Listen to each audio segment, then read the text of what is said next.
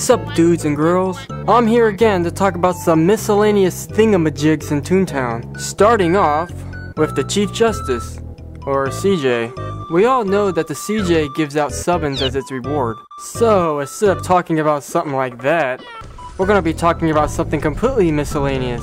Every time you've done the CJ, you might have noticed you fired from a different cannon each time you went in with a group. This isn't random, and I will explain why. Depending on which cannon you got, can tell you and others who know about this trick how old your account is. Now keep in mind, you won't have an exact date. You'll have to use your own join date in which you created your Toontown account. For example, any toon that is currently using Flippy in the CJ has the oldest account in the group. It's in order, so the newest account will be the last toon to dance, and the first toon to dance will always be Flippy, which has the oldest account. No matter if you're in a boarding group or not, this is the only boss in Toontown that has this weird thingamajig. My account was created in August of 2003, so because of that, I know that anyone below me was created sooner. If I'm not using Flippy, then that toon is older than August 2003. As you can see here, I'm currently Flippy, and second is some magical dog with a top hat, followed up by Charm, if you even give a crap. Another miscellaneous trick you can do in Toontown is avoiding the lava in the Cellbot factory. This is something you can do when you're doing random factory runs with people or friends. Keep in mind, this trick requires another toon. You need somebody to open up the door. Simply glitch through this part of the wall by clicking on your friends list and then opening up the selected friends gag list. Keep clicking this same location, even though you don't see nothing. Clicking this constantly will cause a brief amount of lag, which can be used to get through some walls. Once you've gone through the wall, go back towards the lava room and head to where you think the ending platform is. Wait, or have a friend open up the door so that it stops showing you in the gray zone. If you're quick enough, you can get a random toon that you went in the factory with to open up a door just in time for you to show up randomly.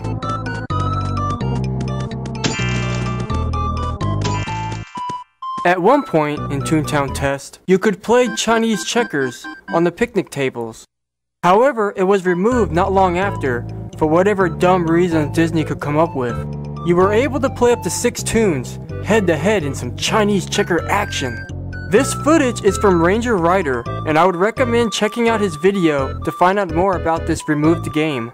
I added a link in the description to his video that shows him messing around with it on his test toon. Today's picnic area is boring and stupid. They changed out the fun with fake ass food and even put a damn time limit on how long you can sit at the bench. I have no idea why they added a time limit. I mean, there's nothing else to do but sit here and stare. There's nothing to do. I mean, why? Why? Do you like apples and what looks like cake but is probably cheese? Or something old and moldy? Sit at the picnic table. Yay! Next up is a glitch that could be done by paying the VP a little visit. A while back, I made a Skelecog glitch video to show how it's done. That method is now out of date, so might as well give you the new updated version of the glitch. First, head on over to the Vice President and grab yourself a group. You can do this glitch alone while you're doing a solo, but man would it look weird. Finish off the first set of cogs, then afterwards, go to where the VP normally stops and wait. Before the VP stops moving, open up your friends list and click on one of your home slices. Down at the bottom, you're gonna see the report button.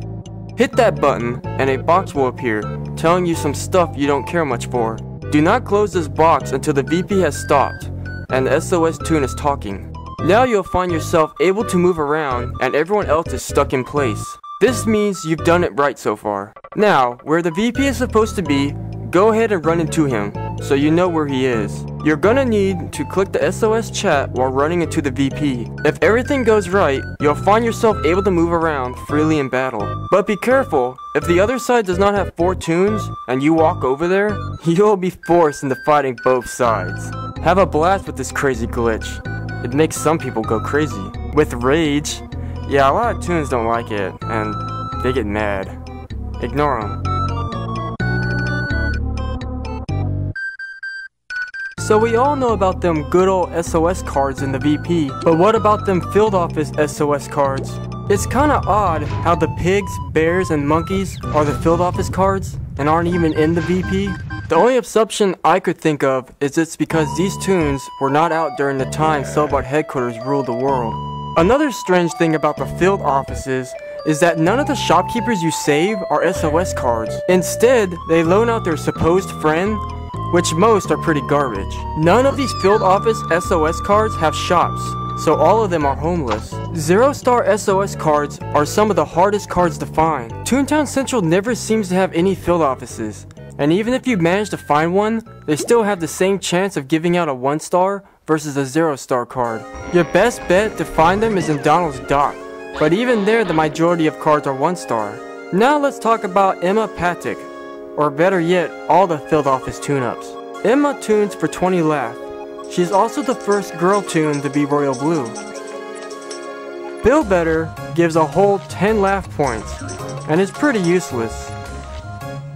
Giggle Mesh gives 30, which is, you know, not bad. It's best used when you're not with other tunes. Anvil, the 0-star SOS drop pig, doesn't even use an anvil like her namesake. Instead, she uses a sandbag. Why not Beach Pig or Sandy Cheeks? Oh god, those are awful puns. Never mind, I never said that. Ugh. Butterfingers is a horse that does 35 damage and actually uses an anvil. Not bad.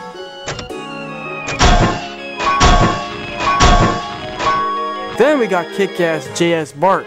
He's a 2-star pimp with a 50 damage drop. It might seem low, but that's as much as Sid does in the VP, and he's a 50 damage sound. So you can use Bark as a backup Fog, as he is so easy to get that you can get a ton of him within a few hours doing the Bird field offices. Now let's talk about the sound cards of the field offices. B Sharp does 10 damage with the hardest hitting whistle ever. She blows donkey balls and is very hard to find. Auto-Tune, or Auto-Tune as his pun sake goes, does 20 damage. Not bad considering it can be substituted for a trunk if you were to run out in one of them, you know, back nines or CEOs. Now my good friend Al Capella does 30 damage, and he can also be substituted for a trunk. He's great to use if you need to hit all the cogs while someone drops a piano on a level 12 cog that isn't organic. Now the last 4 SOS cards I'll be talking about are the lures. A weird thing about the lore SOS cards is that both 0 and 1-star lore last the same amount of time, which is 2 rounds. Banana Pill, the 2-star lore, lasts 3 rounds. Now if you're loreless, expect it to only last a single round, but sometimes you get lucky and it lasts twice as long. Banana Pill lasts just as long as Nancy Gas and Stinky Ned, which is kinda odd considering they're 3-star cards. Does that make any sense? Why would Banana Pill last just as long as a 3-star card from the VP? Man, who knows, it's Disney we're talking about. They do whatever they want regardless.